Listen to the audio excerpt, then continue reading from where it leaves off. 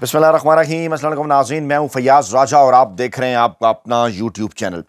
दोस्तों, पाकिस्तान तहरीक इंसाफ के सरबराह इमरान खान अपने तमाम तर सियासी मुखालफीन को और पाकिस्तान के ताकतवर हलकों को बड़े बड़े सियासी सरप्राइजेस देने के हवाले से मशहूर है और अब गोया उनके लिए ये बाएं हाथ का खेल है। और ऐन उस वक्त जब पाकिस्तान तहरीक इंसाफ के तमाम तर मुखालफीन, वड्डे एंकर वेले कालम निगार और मुलाजम साफ़ी ये दावा करते हैं कि अब पाकिस्तान तहरीक इंसाफ बैक फुट पर है, या थक चुकी या कारकुनान डर चुके, ऐन उसी लम्हे इमरान खान के काल के ऊपर पाकिस्तानी अवाम की जानिब से, पाकिस्तान तहरीक इंसाफ की जानिब से माजी के तमाम तर रिकॉर्ड तोड़ दिए जाते हैं। जी हाँ, ऐसा ही कुछ हुआ खैबर पख्तूनख्वा के इलाके सवाबी में होने वाले इस अजीमुल शान जलसे में, जहां ना सिर्फ माजी के तमाम तर रिकॉर्ड टूटे बल्कि वहां से आने वाली रिपोर्ट्स ने हुकूमती हलकों को हैरान कर दिया। जी हां, ये एक रूटीन है पाकिस्तान में बरसा बरस से कि मुखालिफ सियासी जमातों के जलसों की जो रिपोर्ट्स हैं वो हुकूमत के जरिए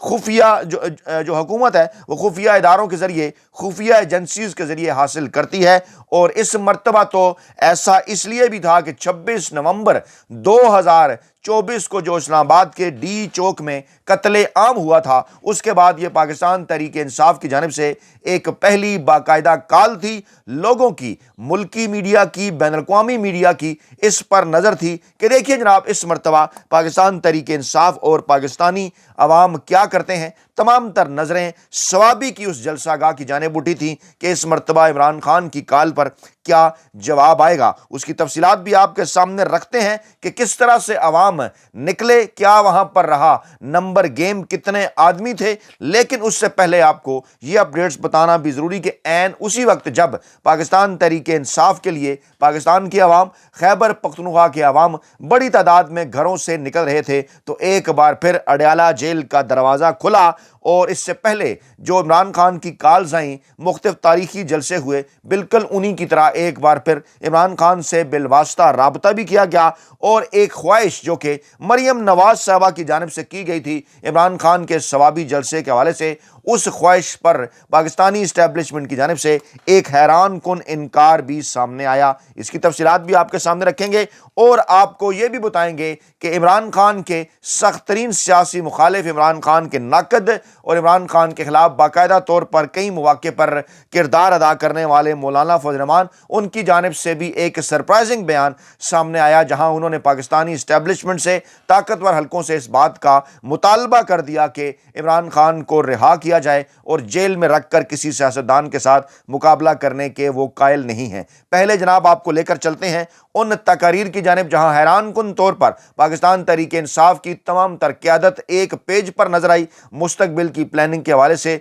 जुनैद अकबर हों, बैरिस्टर गौहर हों, अली अमीन गंडापुर हों या दीगर लोग हों, वो आखिर कह क्या रहे थे, उनकी तकारीर के अंदर क्रक्स क्या था जो कि आने वाले हालात की जानिब इशारा कर रहे हैं। और उस वक्त जबकि ना सिर्फ अमरीकी कांग्रेसमैन की जानिब से इमरान खान की रहाई का मुतालबा किया जा चुका है, जो कि हो नहीं सकता कि डोनाल्ड ट्रंप साहब को एतमाद में लिए बगैर किया गया हो। ये वो आखिरी खत है जो कि डोनाल्ड ट्रंप साहब की कॉल, पैगाम या खत से पहले आया है। इसके बाद ज़राए का यह दावा है कि बराह रास्त तौर पर डोनाल्ड ट्रंप की जानिब से ही पैगाम आएगा और मुज़ाकरात की पेशकश जो कि अयाज सादिक साहब की जानिब से की गई थी पाकिस्तान तहरीक इंसाफ को, वो एक मर्तबा फिर उसको मुस्तरद कर दिया गया, रिजेक्ट कर दिया गया। उमर अयूब का बयान आ गया कि अब इस हवाले से जो वक्त है वो गुजर चुका है। खैबर पख्तूनख्वा के सदर जो पाकिस्तान तहरीक इंसाफ के हैं, जुनैद अकबर, उनका यह कहना था कि जनाब इमरान खान ने अगर इस मर्तबा कॉल दी, इस 8 फरवरी की कॉल के बाद हम तो ये चाल ढाल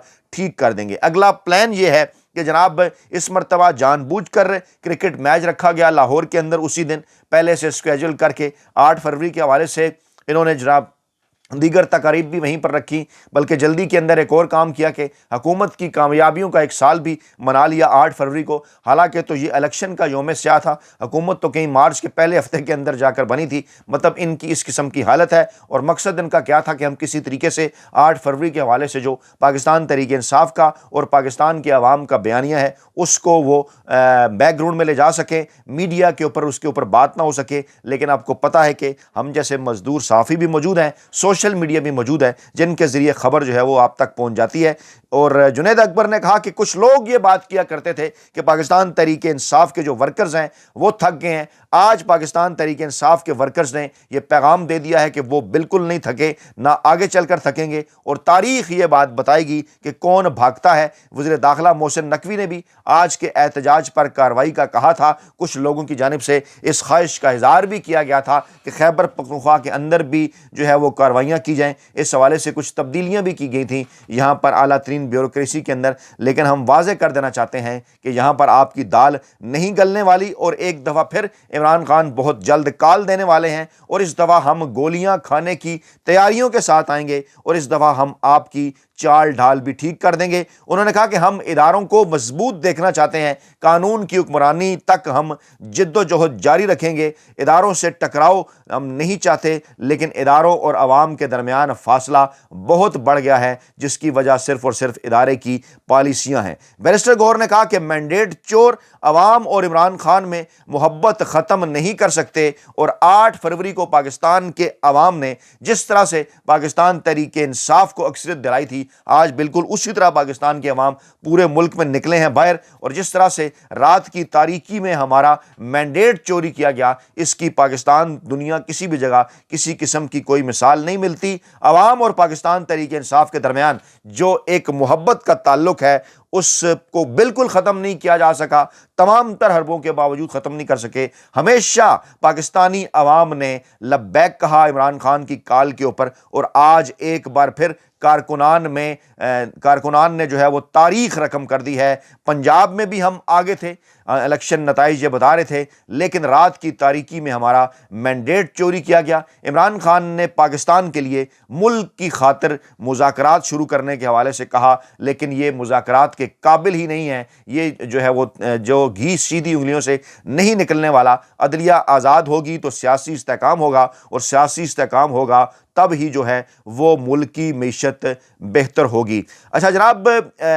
گنڈا پور صاحب نے یہاں پر جب خطاب کیا تو گنڈا پور نے یہ بات کی جو کہ خیبر پختونخوا کے وزیر اعلیٰ ہیں، انہوں نے کہا کہ اگر ہم نے بدلہ لینے کا سوچ لیا تو تم برداشت نہیں کر سکو گے، لیکن اگر تم نے اسی طرح سے نفرتیں بڑھائیں تو پھر یہ پاکستان کا نقصان ہوگا۔ اور یوم سیاہ پر یہ جو بڑا جلسہ ثوابی کے اندر ہوا، یہاں پر واضح کر دیا پاکستان تحریک انصاف کی قیادت نے کہ آگے چل کر حالات اس چنتخب حکومت کے لیے اتنے آسان نہیں ہیں۔ عمر ایوب نے کہا کہ مینڈیٹ چوری پر احتجاج پارلیمنٹ اور سڑکوں دونوں جگہ کے اوپر جو ہے وہ جاری رہے گا، اور آج ہم نے یہ جو یوم سیاہ بنایا ہے، یہ دن آج ہی کے دن تک یہ جو ہے وہ ہم نہیں رکیں گے، بلکہ ہم اس سے آگے بڑھیں گے۔ اس کے ساتھ ساتھ انہوں نے یہ بھی کہا کہ جو اسپیکر ایاز صادق صاحب کی جانب سے جو ایک بار پھر ہم سے جو ہے وہ ہمیں یہ پیشکش کی گئی تھی مذاکرات کے حوالے سے، ہم انہیں یہ بات بالکل واضح کر دینا چاہتے ہیں کہ ان مذاکرات کا جو وقت ہے وہ گزر چکا ہے،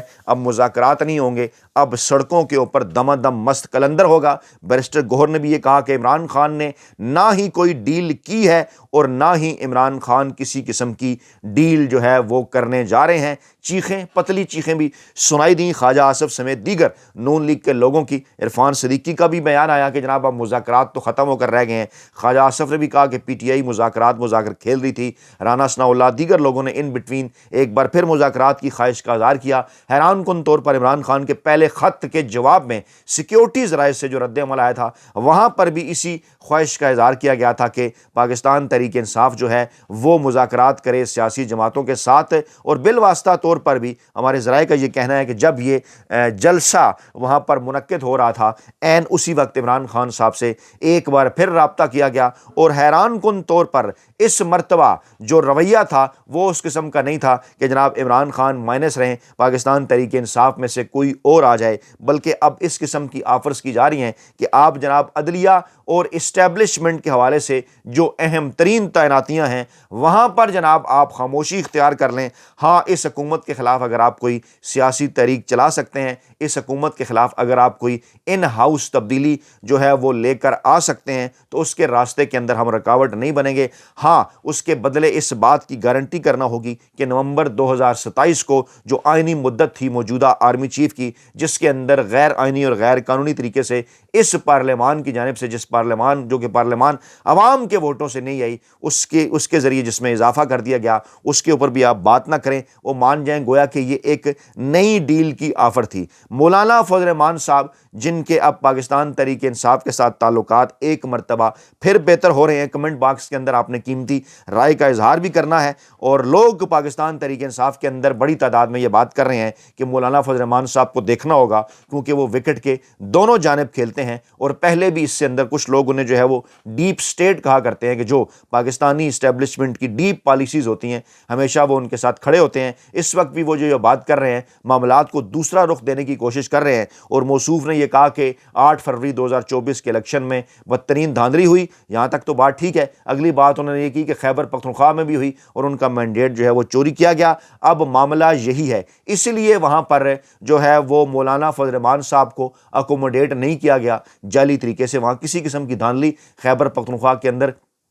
نہیں ہوئی، وہاں بالکل پاکستان تحریک انصاف صاف اور شفاف طریقے سے جیتی۔ تمام تر رپورٹس یہی بتا رہی ہیں، دھاندلی پنجاب کے اندر کی گئی، کراچی کے اندر کی گئی، بلوچستان کے اندر کی گئی، KPK کے تو نتائج سب کے سامنے تھے، پہلے بھی گزشتہ 12 برسوں سے سب کے سامنے ہیں۔ تو مولانا فضل الرحمان کے ہاتھ میں یہ چھنچنا اس لیے پکڑایا گیا کہ مولانا فضل الرحمان صاحب جب اسمبلی میں نہیں بھی ہوں گے تو پھر وہ یہی کہیں گے کہ جناب دیکھیے خیبر پختونخوا میں مجھے جیتنے نہیں دیا گیا، یہاں پاکستان تحریک انصاف کے حق میں دھاندلی ہوئی ہے، تو اس لیے جناب پورے ملک کے اندر الیکشن کروائیں، اور وہ جو موقف ہے اس کو ایک پیج پر نہیں آنے دیں گے۔ یہاں پر پاکستان تحریک انصاف کی قیادت کو یہ سوچنا ہوگا کہ مینڈیٹ واپسی کے حوالے سے جو عمران خان کا اور پاکستان تحریک انصاف کا ایک اصولی مطالبہ تھا، اسی کے اوپر ہی دباؤ برقرار رکھیں، اسی کے اوپر ہی فوکس کریں، کیونکہ اب تو غیر سرکاری ادارے پتن کی رپورٹ آنے کے بعد الیکشن کمیشن کے حلقوں کے اندر بھی بے چینی ہے، مافیا حکومت کی صفوں کے اندر بھی بے چینی ہے۔ واضح کر رہی ہے کہ وہ رپورٹس کے جہاں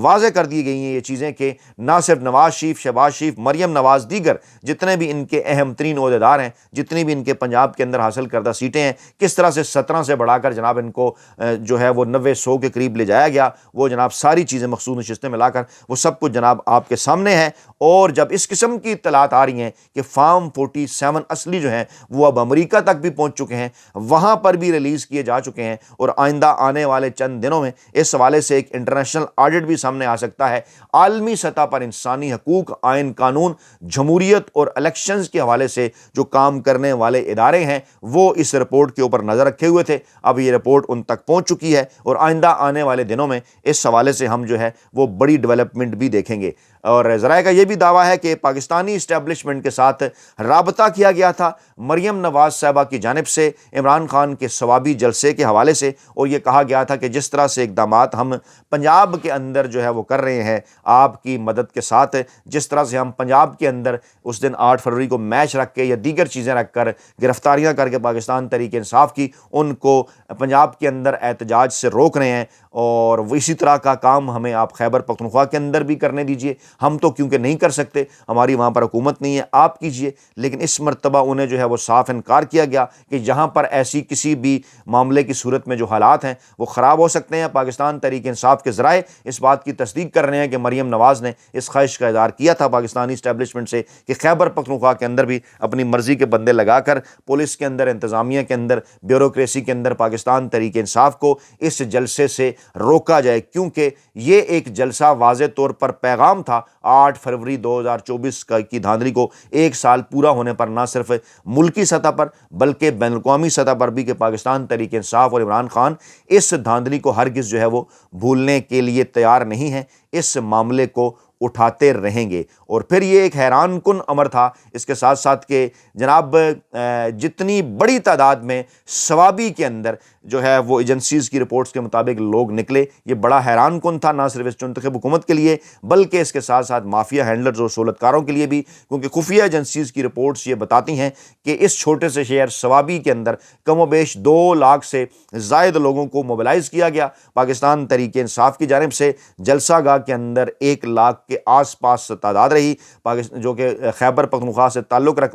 جو ہے وہ رکھتے تھے، اور آج کل جو کچھ لیٹسٹ ذرائع ہیں ان کے ذریعے قریبی جو موبائل ٹاورز ہیں ان کے ذریعے نئے جو موبائل سمز وہاں پر موجود ہوتی ہیں جو کہ پہلے سے وہاں پر رجسٹر نہیں ہوتی ہیں یا جو کل بھی ہوتی ہیں ان کا اندازہ بڑی آسانی کے ساتھ جو ہے وہ لگایا جا سکتا ہے، اور کم و بیش 1,00,000 کے سے زائد جو موبائل تھے وہ وہاں پر موجود جو رجسٹر سوابی کے اندر آلریڈی جو وہاں کی عوام اس علاقے کے ارد گرد جو استعمال کرتی ہے ان سے ہٹ کر تھے، جو کہ یہ واضح کرتا ہے کہ 1,00,000 کے قریب افراد نے کم و بیش جو ہے وہ اس جلسے کے اندر شرکت کی، اور سوابی جیسے شہر میں جلسے کے لحاظ سے یقیناً یہ